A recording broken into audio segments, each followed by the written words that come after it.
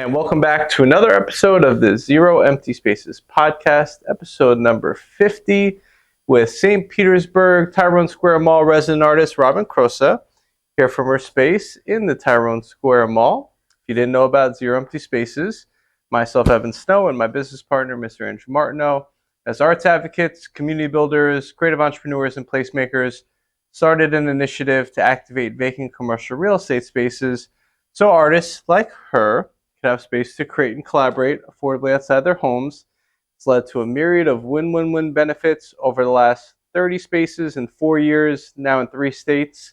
To find out more, you can log on to zeroemptyspaces.com. The point of the podcast is to connect you with the talented artists like her that make the program what it is. So without much further ado, why don't you tell us a little bit about yourself and how you got into the arts initially? Okay. My name is Robyn Crosa because I'm a very mystical person and my artwork is very mystical. And I started doing these. I'm actually trained as a singer. I'm a classically trained singer and I'm a songwriter and I went to school for music. But I love doing anything creative. I love all creative work. And I was in a relationship with an artist, and this person was constantly painting all the time, and I was getting kind of bored. So one day we're out in this country store up in North Georgia, and I saw a basket of these gourds, and let me show you what they look like. This is a gourd. It's similar to a pumpkin or a squash, except when it dries it gets hard like wood. So I saw a basket of these in these country store, and I thought, what am I going to do with my time? And I said, I know, I'll paint too. And so when I was looking at the basket of gourds, there were 5 gourds in the basket, and it looked like my sisters and I all sitting together in the basket. It looked like us sitting on the couch. There's a word for that, and I forget what it's called, but there's an artistic word for when you're looking at an object and it looks like something else. Correct. There's an Instagram page actually about it as well, but it escapes me. All right, there's a word for it. Yes. But anyway, so I saw the basket of gourds and I thought it looked like my family sitting together. And so I decided to buy the basket of gourds for like $5 or something. And then I brought it back to this place where I was staying. And there were all these paint tubes around. I said, well, let me use some of your paint. And I ended up painting an abstract family portrait on the gourds. And I ended up giving them as a gift to my mother for Christmas. And I really enjoyed doing it. And it was very relaxing to me. And I thought, this could be a fun hobby to do. And so I looked into it, and I looked into gourds, and I found out that there's a Georgia Gourd Society. There's also a Florida Gourd Society. Every state has a gourd society, and there's an American Gourd Society. And these are little clubs, where you pay membership, and these people just either grow gourds or do gourd art, or they make all kinds of things out of gourds. And so I called up somebody and I got the name of this lady, and she told me she would sell me 100 gourds for $100. And I said, okay. So I met with her, and she had them all in this big hefty trash bag, and I bought it, and I ended up painting all 100 of them. And that's how I got started. And then what I found out, what I started doing, I had a friend who was an artist too, a lady friend, and she showed me how to use a wood burner on the gourds, and she would draw little faces on the gourd and make them into little ladies. Well, I took that idea from her, and I kind of took it a step further and started painting bodies and hair and gluing things on them and turning them into little statues or little goddesses. And I ended up having an art show at the iDrum Gallery in Atlanta, Georgia. And this elderly lady came to the show, and she told me that she was a priestess of the goddess, and that she had a garden dedicated to the goddess, and that she was a worshiper of Gourd woman, who is, she's whatever, she's a magical goddess. And she invited me to the garden, and I started taking classes with her, and then it just turned into a thing. Wow. Anyway, yeah. Okay. I mean, I've gotten so much of an education so far on gourds, and it's interesting because um, found objects, upcycled objects, repurposed objects serve as great canvases and great opportunities to create art. For those that aren't familiar with the history of gourds, could you just kind of give us some context as to the cultural and historical significance of this object? Yeah, the reason why we like them is that gourds are the oldest domesticated plant in the world. They are the oldest plant that people purposely grew for the purpose of use, and the first cups and bowls that human beings ever made were made out of gourds. Amazing. They serve as natural vessels. They can hold water. And actually, when people first discovered fire, they would keep a coal from the fire in a gourd, and that's how they would carry it. So whenever they would travel and set up camp, they would start a fire with a coal that they would hold in a little gourd container. Wow. So that's how old it is. It goes back really far. And the gourd is a symbol of the great mother, Mother Nature, the goddess, and she is recognized universally by all indigenous people in the world. Indigenous people of Hawaii, indigenous people of Latin America, Africa, North America.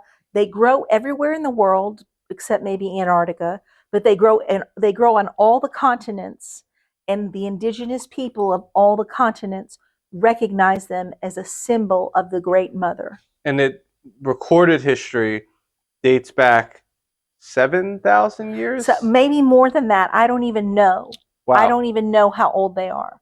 But they're the first cups and bowls that people ever had. They predate pottery. And it's naturally occurring. It's grown, and they're the first plants that people purposely planted seeds and grew them. That's amazing. Now you've utilized this interesting, naturally occurring found object plant to create your artwork on.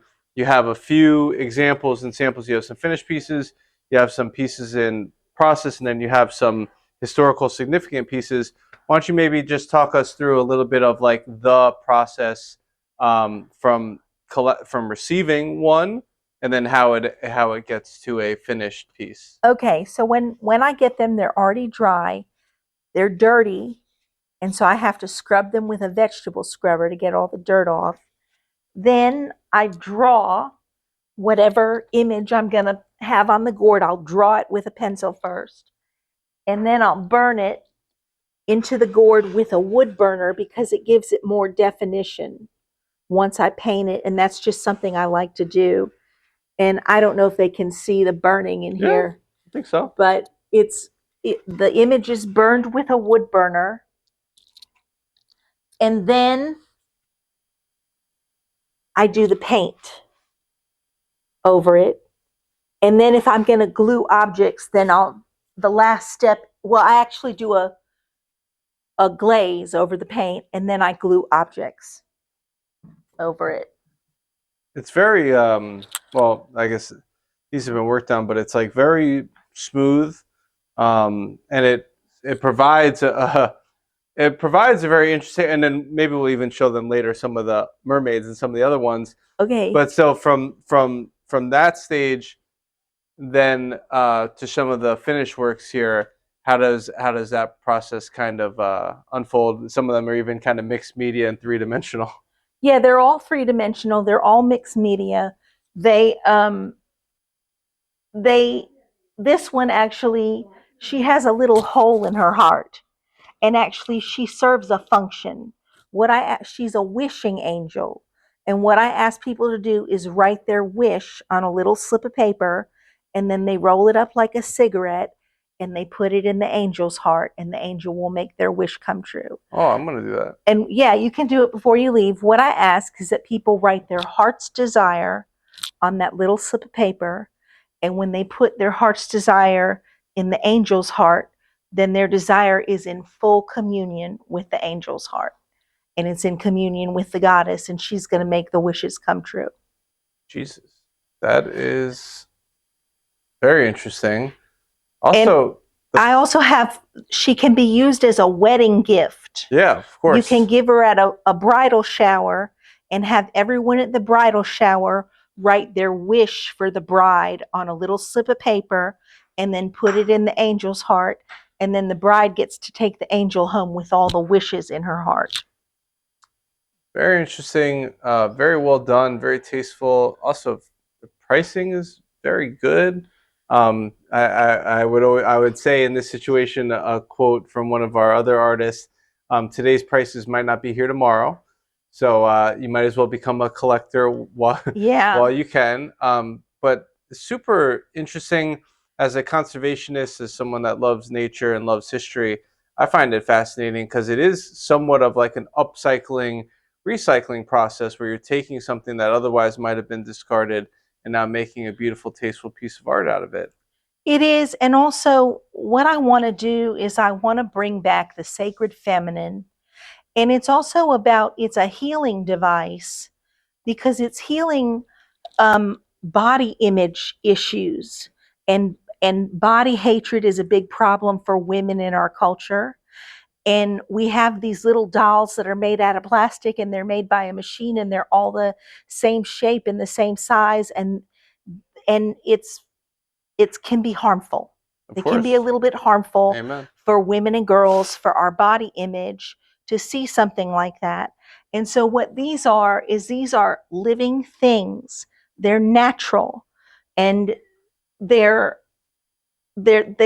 look like women. They're shaped like women, and they're fertility symbols. They're fertility symbols. Nice. The other dolls that they remind me of, I don't know the exact term for them. They're Russian dolls. I know what you're talking about. The little dolls that come in the all together, and you take them out, and there's another one in it. Yeah, I know which ones you're talking about. I don't. That would probably be a little too complicated to get gourds to fit inside of gourds, but that was what I initially thought of, and that's culturally relevant to their culture. And I didn't realize how much cultural relevance and significance there was with these gourds. The history that there's guilds, or that there's clubs. There's the Florida Gourd Society. There's a Georgia Gourd Society. There's a North Carolina. Every state has a Gourd Society, and these are people. They're actually very funny because they're mostly very conservative people, but they love gourds, and they either grow gourds or make gourd art. There's one in every state, and then there's a National American Gourd Society. And they have fairs and festivals, like, you know how people have a county fair? Mm-hmm. Well, they do the same thing. They have gourd festivals and gourd fairs, and they go and you can enter your gourds in an art contest. And I've actually taken first, second, and third place before in some of those festivals. And they have people who grow them, and those get entered in a contest too. There's people who grow giant gourds. You can put rubber bands around them when they're growing and twist them into different shapes. And it's really kind of interesting. That's very interesting. I'm learning so much about gourds.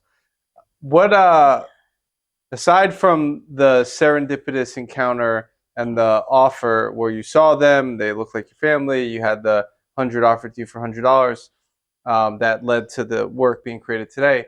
What are some of your artistic inspirations or things that have influenced your work in this capacity? Well, I spent a lot of time in Georgia, and I was familiar with artists like Howard Finster, who's a folk artist, and I'm a self-taught, naive artist. And also, I don't know if you remember these, but there used to be these little dolls called the Cabbage Patch dolls. Yeah, of course. So those were big when I was a kid growing up, and it was just these little handmade dolls. And it's folk art, you know. And so I want to appeal to adults, But I also want to create a special line of gourds that's for children, for little girls, and I'm thinking about making some for little boys too. And the idea is having a toy that's natural and that is something that you can use as a musical instrument.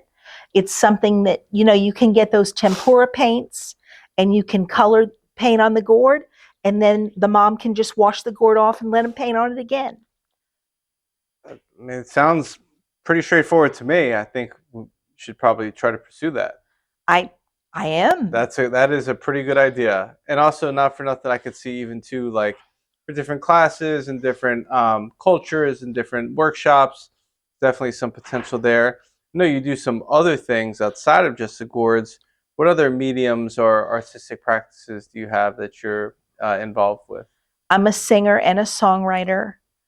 Um, when I was studying with that lady who was the priestess of the goddess and had the garden, we used to do rituals and rites of passage because our culture has lost that. Mm-hmm. It used to be that when girls and boys were growing up, they were initiated into adulthood. They had ceremonies and rituals for rites of passage, and throughout life, people in indigenous cultures have rites of Correct. passage that help initiate people. And so when I was at the garden, we used to do rituals as rites of passage, and I wrote a song for every single one of them. And I have written about 40 songs that are meant to be sung as ritual songs for different rites of passage and celebrations, such as baby blessings, weddings, funerals, coming of age, all that stuff.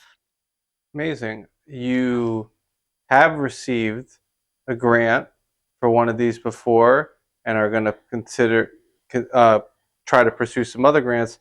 Can you tell us about some of the previous projects and some of the grants that you've been awarded?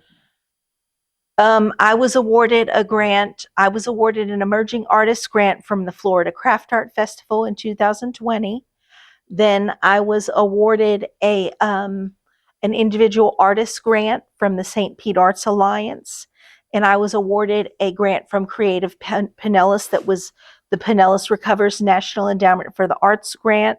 I received a grant from the Gobioff Foundation, and then I think I also received a grant during the pandemic that was like an artist relief grant or something.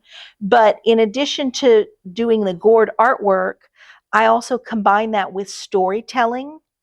And there's an African American Underground Railroad heritage story about gourds because during the times of slavery, when slaves would escape to the north, they would look up in the sky and they would see the Big Dipper, and they called it the drinking gourd because they used to drink out of gourds, and the Big Dipper is shaped like a drinking gourd.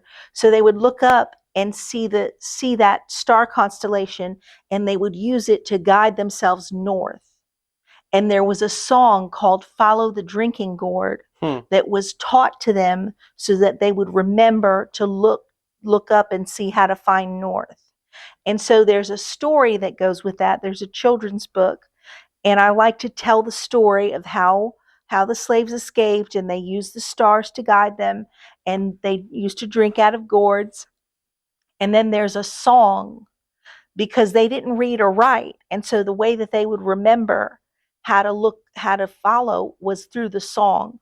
The song actually tells the way of how to get north. Amazing. And that is an art form, and that's Yeah, also a great story. yeah.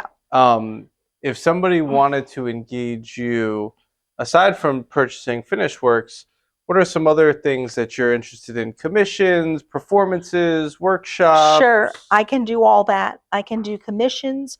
I've had people tell me that they wanted a gourd that represented an ancestor of theirs, and they would tell me about different goddesses and traditions from their region of the world where they descend from, and I would create a special gourd just for that person.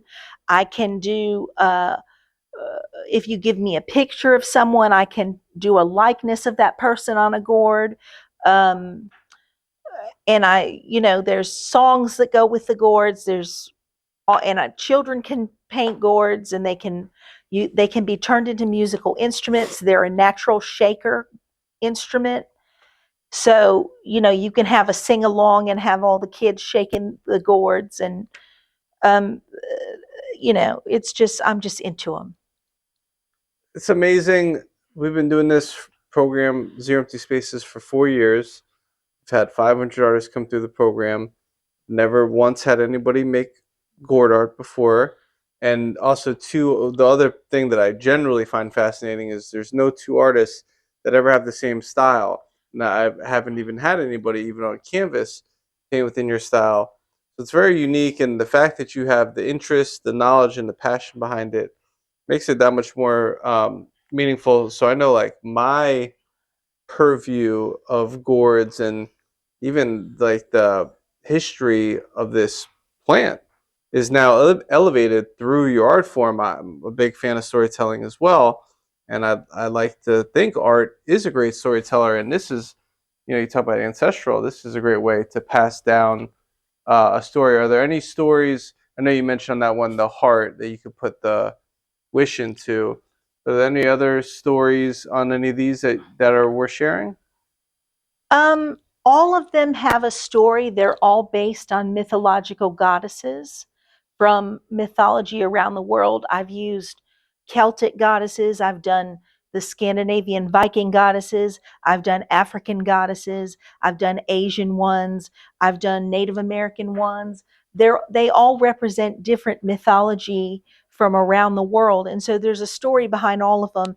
And I have these little cards that tell a little bit about each goddess. When you get a gourd, I give you a little card that tells about that story. About each one of them has a story. That's great. I'd like to maybe just take the camera and show them a little bit of your studio space and the process. Okay. We're here in the finished display space. So let's turn that around and we'll show them a little bit of your workspace. Okay. So tell us a little bit about your workspace here. Well, this is my workspace. I've got a lot of little gourds in my workspace, and I've got paints and brushes and all kinds of glued objects, flowers, beads, little shells that come from the beach. I've got this lady here. She's going to be a special big gourd. And also, these gourds that are this size are really rare. It's very hard to grow them this big. And I get them from a family in Georgia who have a farm called the Gourd Farm. And there was this old lady who used to who owned the farm, and her name was Lena Braswell. And I met her when she was 98 years old. And she had a farm with acres and acres of nothing but gourds. And she grew these giant gourds, and she also grew the little tiny gourds. And everybody in Georgia knew her as the gourd lady. She was famous. And now she passed away a few years ago, but her grandchildren run the farm, and I still buy gourds from them, and I have them shipped. And there's feathers here. There's little beads and everything. And this is where I work. That's great. So we always like to ask, what do you enjoy the most about having a studio to create in outside of your home? Well, for one thing, I'm glad that all that clutter is out of my house, because I have a 1-bedroom apartment condo, and all my inventory was in there and all my supplies and everything. And it was really taking up a lot of space in my home. And so it's really nice to have somewhere else that I can come to do this work and keep my supplies here. And also, I love that it's in a mall, because I always wanted to have my own store in the mall. And I spent years working in retail. I've sold perfume, women's clothing, jewelry, shoes, handbags, everything. And I thought, why can't I sell my own work? Why can't I sell my own art? And so I love that it's in the mall. I've always wanted to have my own store. That's what we're glad to support, pursuing that American dream for artists to have a storefront helping properties that have vacant spaces, helping the community to discover artists in places that they would never have discovered artists otherwise. It's just some of what we're so glad to do with Zero Empty Spaces. This is our 26th space here. It's our first in St. Pete, first in Pinellas County.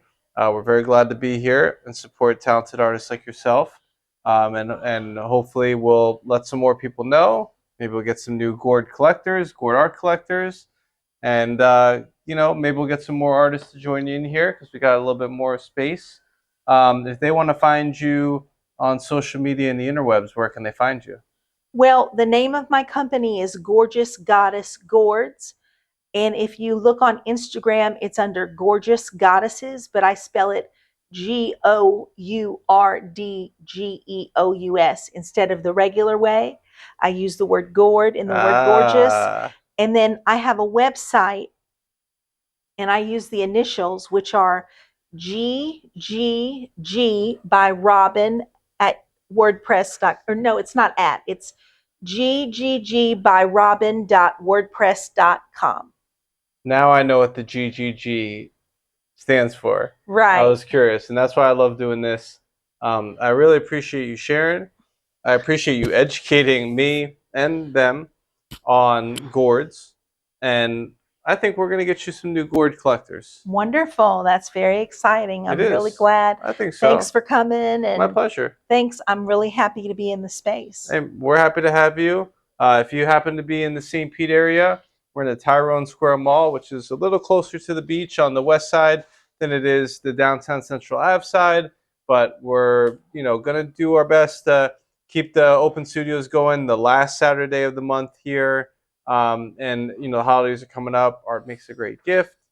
So certainly if you're looking for a unique gift, give a family member, a business partner, a loved one, whoever, a friend, gourds make a great gift. Yeah, and you're not going to find these anywhere else. That's right.